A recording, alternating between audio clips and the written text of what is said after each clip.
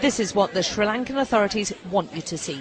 So the cameraman from State TV films a government official dispensing supplies to a fraction of the tens of thousands of homeless Tamils. But this is not the whole picture.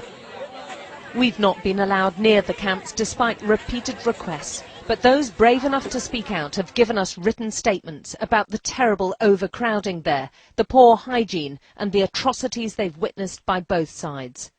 One woman with links to the camps but too scared to be identified told us of rapes inside them and of young men in particular being taken away by soldiers. I believe that there is sexual assault and harassment in the camps. I believe that these children and the young ones are going to get disappeared, but we don't know what is happening to them because there is no information, there is no transparency, we just don't know what's happening. Others who've witnessed abuses didn't want to take the risk. The Tamil people who struggled out of the battle zone are now at the mercy of the troops they feared for so long. The military believes Tiger rebels escaped by hiding amongst them, so they're being processed, the army says, with families being forcibly split up. Families who are separated, where you have a child with the mother and the father is in another location, or the child is with the father and the mother is in another location, that's quite high. Up to about 70% or so are in this category. But we do also have children who are completely alone, and that is more urgent.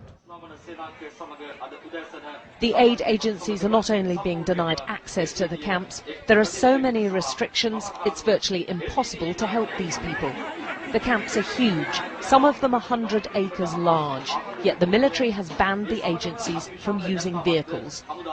And listen to this response from one government official when I asked him about the allegations of sexual abuse in the camps. There are a few blue-eyed children in that camp, so you'll know that some of the NGOs have had a jolly good time when they were up in Vavunia.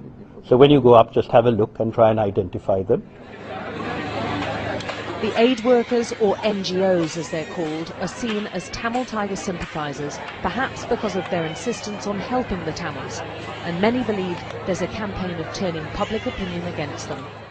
It often comes out into newspapers where a very bad portrayal of the NGOs is put forward, and we are viewed often as the white tigers. There's a nationalistic fever now, and while the government talks unity, the ground reality for the Tamil minority is very different. They feel alienated and talk of being forced to fly the Sinhalese flag or face being seen as traitors. And the Tamils believe this is just the start of a specific plan which has government support to persecute and intimidate them. Alex Crawford, Sky News, Colombo.